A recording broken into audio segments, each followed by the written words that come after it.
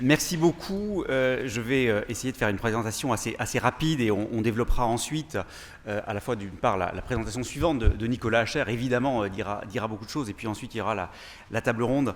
D'abord, en tout premier lieu, je voudrais évoquer le fait que nous sommes en région Occitanie en train de développer une stratégie numérique régionale. Je vais peut-être commencer par un élément, étant donné l'intervention brillante qui vient d'être faite juste avant moi, sur le fait qu'à l'intérieur de cette stratégie numérique et en rencontre avec d'autres éléments de nos politiques régionales, eh bien, il y a le fait d'attirer des femmes vers les carrières du numérique. Et c'est évidemment un point extrêmement important. Bref, n'ayons pas seulement des femmes dans les représentations qui sont faites dans les robots ou dans les voix, mais évidemment parmi les acteurs, et l'intervention précédente est évidemment extrêmement convaincante à ce point de vue-là. Et puis c'est aussi une manière de dire qu'évidemment, eh bien, je regrette qu'elles soient moins nombreuses, et nous aurons une table ronde strictement masculine tout à l'heure, et ce n'est pas le genre de choses que nous aimons faire, et je le dis voilà, très clairement.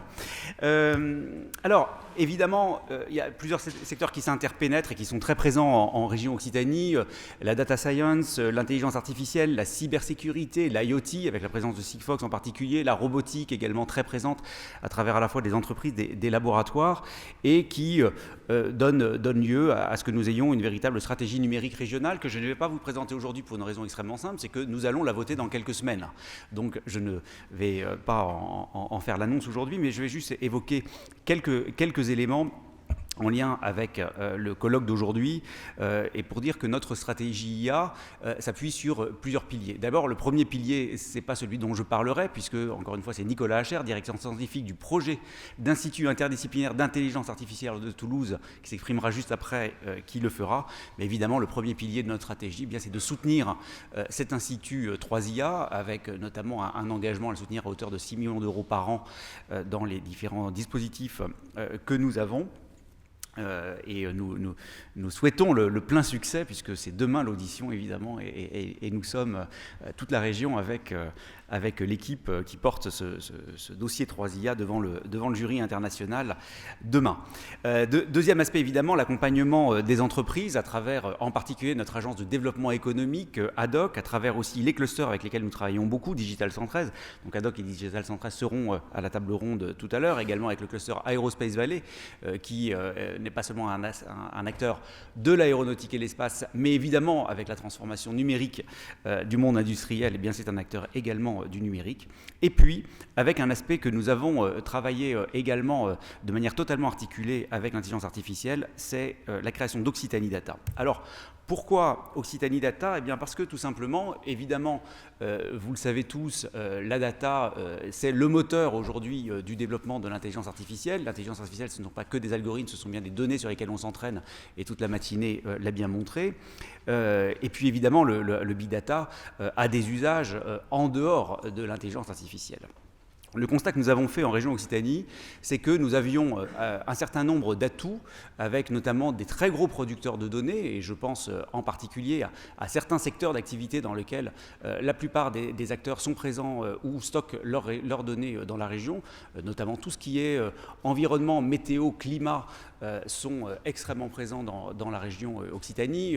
Les questions de mobilité, transport également très fortes, la question de l'agriculture, l'Occitanie est une région très agricole, et nous avons un institut convergence sur l'agriculture numérique à Montpellier. Bref, nous avons des acteurs importants dans le monde de la donnée, nous avons aussi évidemment des entreprises importantes, et pour autant, nous sommes souvent bloqués par une situation qui se résume sur la partie gauche de cette diapo, qui est que quand on veut faire du big data, on a besoin de mélanger beaucoup de sources, mais ces sources sont dans des silos, et la plupart des acteurs sont à la fois conscients d'être assis sur, d'une certaine manière, des sources extrêmement importantes avec les données qu'elles ont, mais en réalité que ces données, leur pleine valeur, elle est prise quand ces données sont croisées avec les données qu'ont d'autres acteurs.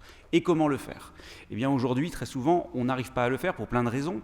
D'une part parce qu'on manque de cadre commun, qu'il n'y a pas forcément de vision globale transsectorielle, c'est souvent à l'intérieur de plein de secteurs porteurs d'activité que les questions vont se poser. Mais très souvent, on a besoin de mélanger des choses qui appartiennent à des secteurs différents. Par exemple, celui de la santé, celui des transports et celui de l'éducation. Or, éventuellement, on va développer des choses dans le secteur de la santé, on va en développer dans le secteur de l'éducation. Comment on fait parler ces choses-là ensemble? On n'a pas de modèle de partage, on n'a pas de modèle économique. Et évidemment, en surplomb, il y a évidemment toute la question des données sensibles qui est extrêmement importante. Pour nous, le point de départ, c'est de considérer que la question éthique et la question du modèle économique sont les questions clés que nous avons à travailler. Très souvent, on va finalement évacuer la question du croisement des données parce qu'on va penser qu'il n'est pas possible, il ne sera pas conforme au RGPD, c'est souvent faux d'ailleurs, de croiser des données, notamment des données individuelles. Alors, certains, dans d'autres pays, j'espère que ce n'est pas trop le cas dans d'autres pays ou en Europe, certains vont le faire sans se poser trop de soucis éthiques. Ça peut conduire à des catastrophes et évidemment, nous souhaitons éviter tout cela, mais il faudrait éviter qu'on se retrouve dans une forme de monde à deux vitesses, avec d'un côté des acteurs dans certains pays qui vont se permettre de faire un peu ce qu'ils veulent avec des données qu'ils auront acquis dans des conditions qui sont souvent quand même opaques. Le premier qui aura lu une seule fois même les conditions générales d'utilisation des systèmes numériques auxquels il aura donné son accord, qu'il lève la main. En tout cas, j'en ai pas beaucoup rencontré jusque-là. Et puis de l'autre côté, des acteurs extrêmement soucieux des intérêts des individus et qui d'une certaine manière vont à l'encontre de ces intérêts-là parce que ne permettront pas un certain nombre de développements qui sont absolument nécessaires dans plein de domaines. Reprenons celui de la santé et il y aura tout à l'heure à la table ronde des acteurs de la santé qui seront là et qui ont besoin justement qu'on fasse des traitements de données extrêmement massifs pour pouvoir faire progresser ne serait-ce que la connaissance dans le domaine médical. Donc il fallait sortir de là et c'est l'ambition d'Occitanie Data, celle finalement de favoriser la création d'un guichet unique de services data et nous avons lancé le travail. Occitanie Data, j'ai oublié de le dire, est une structure toute jeune. Je vais en montrer les membres dans un instant, mais elle est née en janvier 2019. Nous commençons donc les travaux autour de plusieurs aspects. Le premier, c'est de définir un modèle économique. Comment fait-on pour croiser des données qui vont être des données variées, des données publiques comme des données privées, tout en faisant en sorte que les acteurs qui ont ces actifs stratégiques que sont les données, retrouvent leur part de la valeur qui pourrait être créée, s'il y a de la valeur qui est créée, à partir de ces données. C'est évidemment un sujet très important sur lequel nous allons en particulier travailler avec l'École d'économie de Toulouse. Le deuxième aspect, vous l'avez compris, c'est bien le cadre éthique. Alors l'éthique, on en a beaucoup parlé depuis ce matin et c'est essentiel, on l'a beaucoup évoqué à travers plein de questions qui peuvent être celles des biais, la question d'explicabilité ou toutes les questions qui étaient posées par Madame De Villers de manière extrêmement brillante tout à l'heure. La question pour nous va être également quelles sont finalement les valeurs éthiques que nous nous donnons et qui vont après être traduites dans des règles, y compris implémentées technologiquement, pour savoir quels sont finalement les traitements de data science qui doivent être permis et ceux qui ne doivent pas être permis. Très souvent, on va dire, dès qu'il y a des données personnelles, il faut anonymiser, et ça pose un véritable problème éthique, parce que si on anonymise avant de faire, par exemple, des croisements de données, eh bien, tout simplement, on aura dégradé la qualité de l'information, et à la fin, on n'aura plus rien. Et on l'a vu sur une enquête, une étude scientifique qui a été faite sur Toulouse au niveau de l'Oncopole. Il s'agissait de voir si les personnes qui consultaient pour un diagnostic de cancer du sein, s'il y avait un impact de la condition sociale sur l'état d'avancement du cancer lors de la première consultation. Voilà la question qui a été posée. Et quand on veut faire ça, évidemment, eh bien, il faut croiser des données de santé et des données sociales, qu'en général, on ne peut pas croiser. Et ce qui a été fait sur une cohorte où là, les deux types de données étaient connus pour chacun des individus de la cohorte et donc où il a pu être croisé au niveau individuel, c'est que oui, effectivement, il y a un effet statistiquement significatif de la condition sociale sur le diagnostic du cancer du sein. Quelque chose d'important qui va permettre peut-être de mettre en place des politiques publiques parce qu'on aura cette connaissance-là. Eh bien, si on avait fait la même étude sans avoir véritablement les données sociales, mais en les inférant à partir notamment des données de l'INSEE, qui sont des données qui sont très lissées à travers l'environnement dans lequel on se trouve, eh bien, on ne repérait plus d'effets statistiquement significatifs. Donc, on ne pouvait pas mettre en place une politique publique pertinente que nous donnait seule la possibilité de croiser au niveau individuel. Donc comment maintenant on considère, à partir du moment où il apparaît plus éthique d'être capable d'obtenir des informations de ce type-là et de mettre en place des politiques publiques qui vont servir l'intérêt des citoyens et des individus, comment on fait pour pouvoir croiser les données qui doivent l'être sans pour autant aller atteindre la donnée de l'individu. Et il ne s'agit évidemment pas de récupérer l'information qui nous concerne tous et qui, elle, cette information stricte, doit rester privée. Évidemment, Occitanie Data, je l'ai évoqué là sur un exemple qu'on peut qualifier de recherche ou de politique publique, mais c'est aussi sur des services économiques, industriels, qui aujourd'hui ont besoin de générer ces croisements de données. Donc nous allons travailler également sur la veille, le montage, la gestion de projet, la recherche de financement et l'animation de réseaux. Occitanie Data, je vous l'ai dit, c'est une association de préfiguration. Nous voulons constituer une structure à échéance à peu près d'1 an, dont nous ne savons pas encore quel sera son type. Ça dépendra des services qu'elle devra rendre. Et dans un premier temps, nous avons donc créé cette association autour de 17 membres fondateurs dont vous avez la liste. Je ne vais pas la lire, vous savez aussi bien lire que moi, juste évoquer le fait qu'elle rassemble aussi bien des acteurs publics que privés, au niveau des clusters évidemment également, dans les acteurs publics, aussi bien les acteurs académiques, avec notamment les 2 communautés d'universités et d'établissements de la région Occitanie, des institutions publiques nationales comme l'IGN, Météo France ou le CNES, et puis des collectivités territoriales comme la région Occitanie ou la métropole de Toulouse. Et donc c'est ce mélange dont nous espérons qu'il sera extrêmement fructueux, en tout cas qui a aussi amené de nombreuses structures à souhaiter devenir partenaires d'Occitanie Data. Voilà une première liste sur les aspects publics et puis une deuxième sur les entreprises. Certaines sont d'ailleurs dans la salle, les entreprises, les clusters et les agences. Donc voilà, Occitanie Data en quelques mots très rapides, ce que ça souhaite faire, d'où ça vient, et un petit message évidemment très important, c'est que bien que nous appelions Occitanie Data, puisque nous sommes nés en région Occitanie et que, vous savez, c'est une région extrêmement accueillante, première région attractive de France, et que naturellement nous sommes ravis de tous vous faire venir en région Occitanie, et l'agence de développement économique ad hoc est là, donc allez prendre les rendez-vous directement à la sortie de la conférence, il n'y a pas de problème pendant le déjeuner.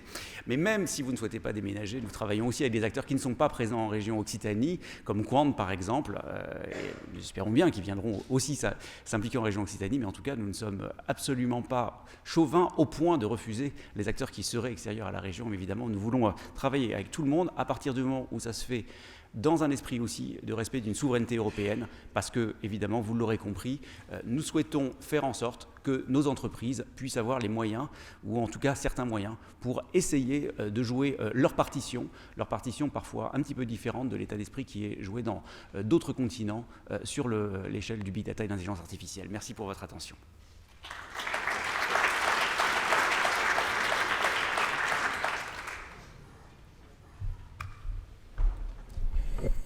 Merci beaucoup. Nicolas Hacher va prendre le relais et je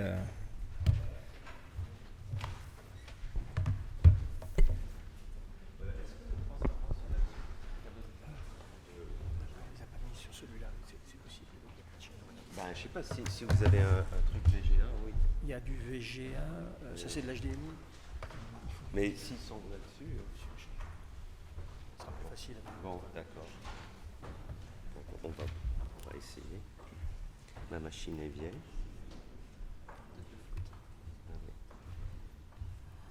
Ouais.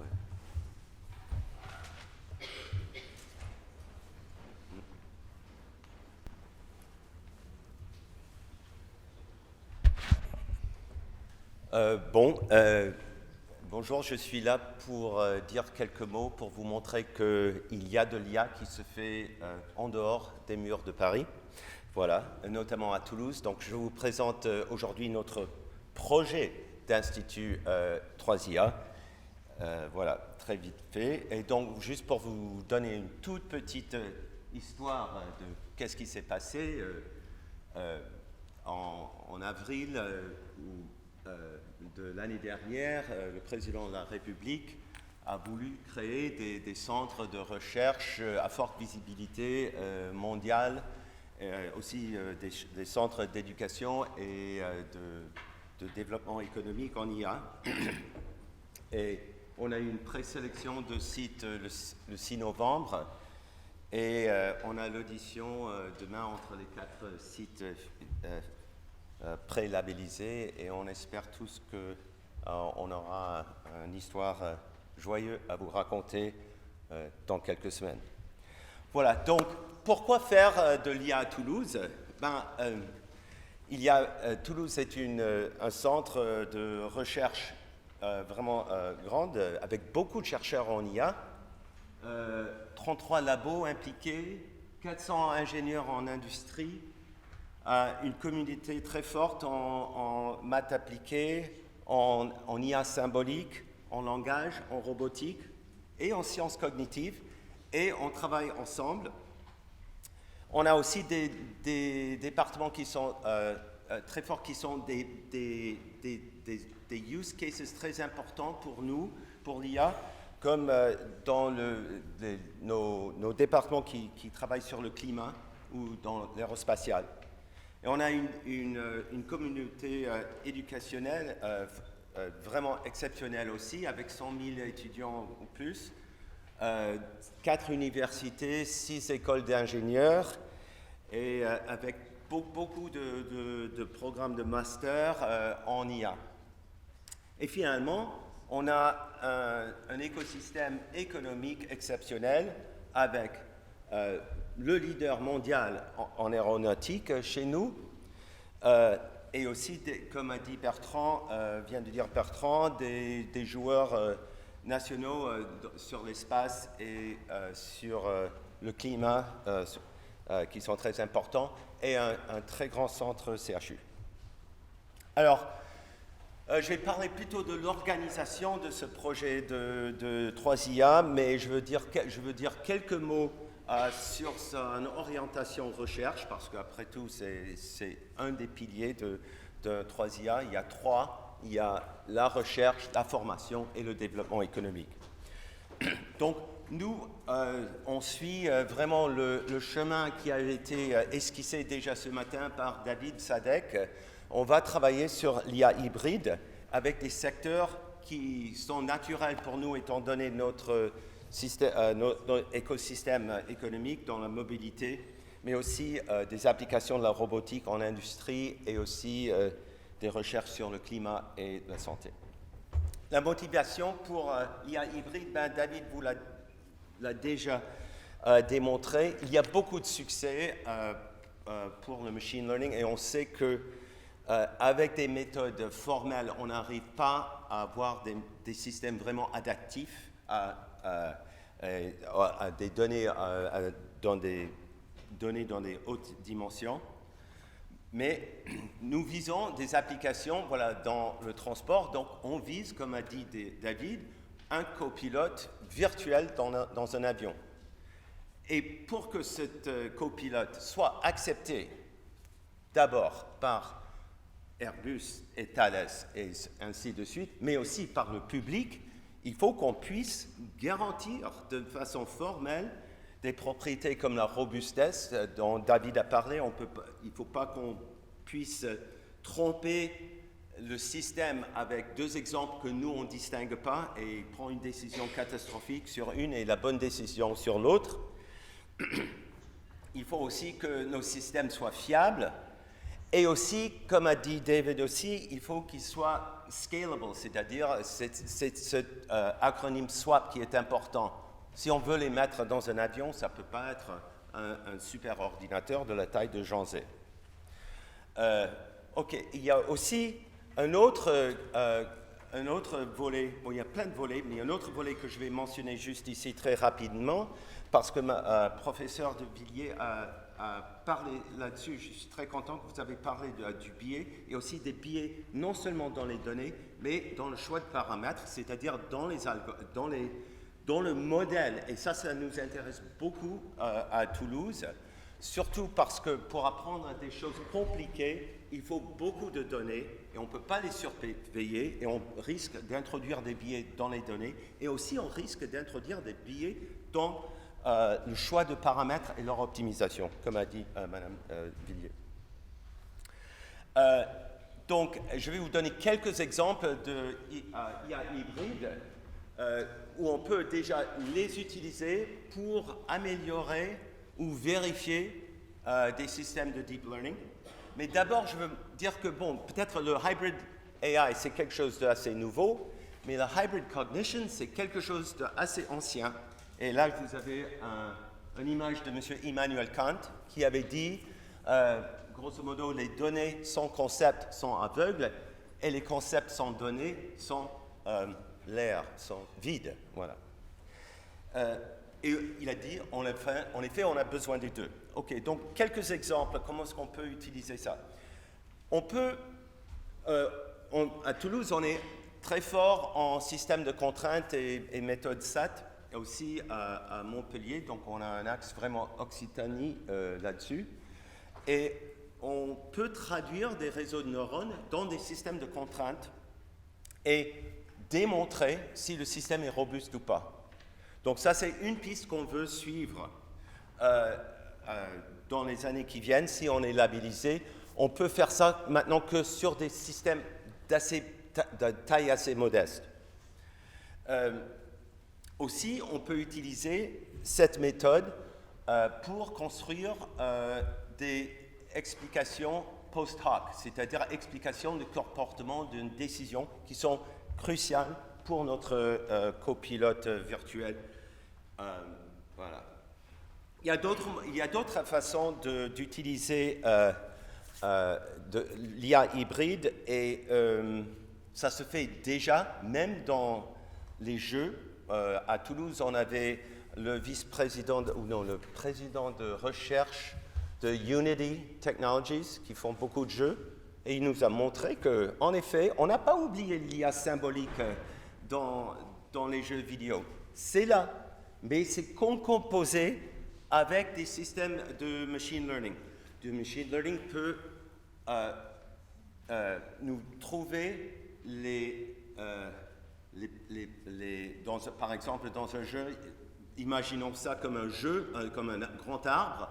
Il peut trouver des parties de cet arbre qui sont de très basse probabilité, donc on n'a pas besoin de regarder ça dans un premier temps pour entraîner le système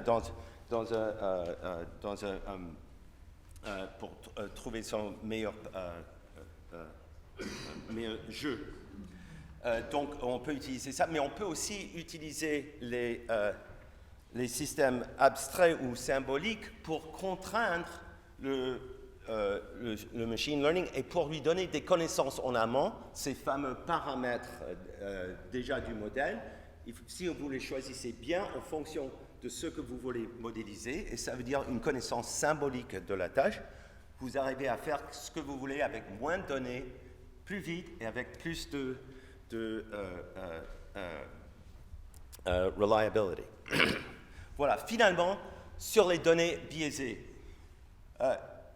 Comme ça a été dit, Madame Villiers, oui, c'est ça, oui, c'est non seulement, c'est bien, on a des méthodes comme avec la théorie de transport optimal qu'on utilise à Toulouse pour débiaiser les données, ou même les algos, mais d'abord, il faut connaître quels sont ces biais. Il faut décider quels sont les mauvais biais, quels sont les bons biais. En fait, comme vous avez aussi dit, il n'y a pas de ground truth finalement. Et donc, qu'est-ce que c'est qu'un programme vraiment non biaisé? Ça, c'est une question très difficile.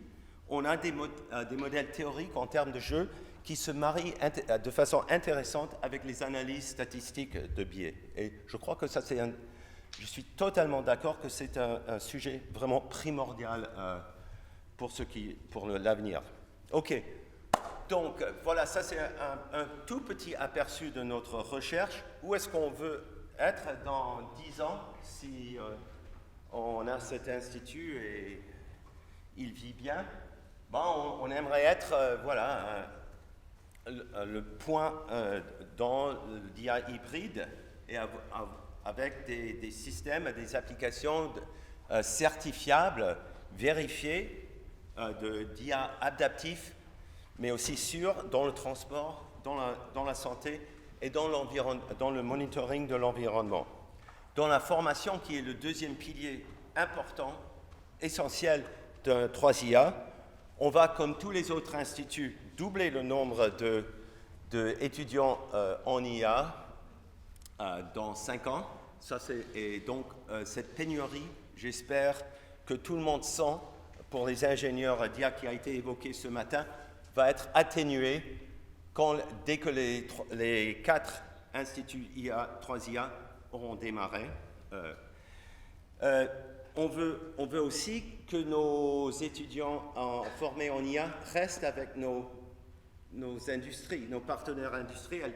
Donc, on va avoir des programmes de apprenticeship and intern training. On va aussi s'adresser à un problème qui apparaît de plus en plus sévère en informatique, c'est que le ratio homme-femme est en train de devenir moins bon. Et pour ça, il faut s'attaquer à la formation, pas au niveau de l'université, c'est trop tard. Pas même au lycée. J'ai une fille en 6e au collège et je vois comment est enseignée l'informatique. Ah ben, elle est très bonne en maths, mais ça ne lui plaît pas parce que c'est pas visé. C'est pour les garçons qui aiment détruire des choses et avoir des... Voilà. Bon, vous comprenez. Finalement, on veut aussi adresser vraiment le problème de l'acceptabilité de l'IA. Je crois qu'il y a un danger que l'IA soit vue comme un danger sociétal et pas un bénéfice. Or, si on peut l'utiliser pour le bien, si on peut l'utiliser pour améliorer nos modèles du climat, c'est super important. Finalement, pour le développement économique, bon, c'est clair. Comment est-ce qu'on va arriver? Juste 1 minute sur l'organisation d'Aneti qui est un peu particulière. On a ce qu'on appelle des programmes intégratifs, des programmes qui sont sur des données, qui sont sur l'acceptabilité de l'IA, et donc ça a un composant fort socio-économique avec l'implication du Toulouse School of Economics, qui se sont impliqués depuis des années à regarder c'est quoi l'impact de l'IA sur des choses comme la compétitivité économique. On a un IP3 sur l'IA pour les systèmes autonomes et critiques, un programme intégratif sur sustainability pour la planète. Donc on vise, si cet institut est labellisé, à donner à nos chercheurs et nos ingénieurs la capacité de faire un monitoring du planète complète sur les ressources de l'eau. Et bon, voilà. Et donc, qu'est-ce qui est particulier avec ces choses-là? C'est qu'ils prennent des use cases ou des domaines d'application, des problèmes, des domaines d'application, là, et les marient avec des concepts de théorie. Voilà, les deux façons de traiter l'IA hybride, comme je vous ai dit, mais aussi avec les fondements mathématiques sur le machine learning. On a encore besoin de faire ça, et donc on a tout un gros boulot sur l'optimisation à Toulouse. Voilà, donc ça c'est mes conclusions. On espère que ce sera un institut assez large, et on espère que quand son histoire sera écrite, que ce sera une belle histoire. Voilà.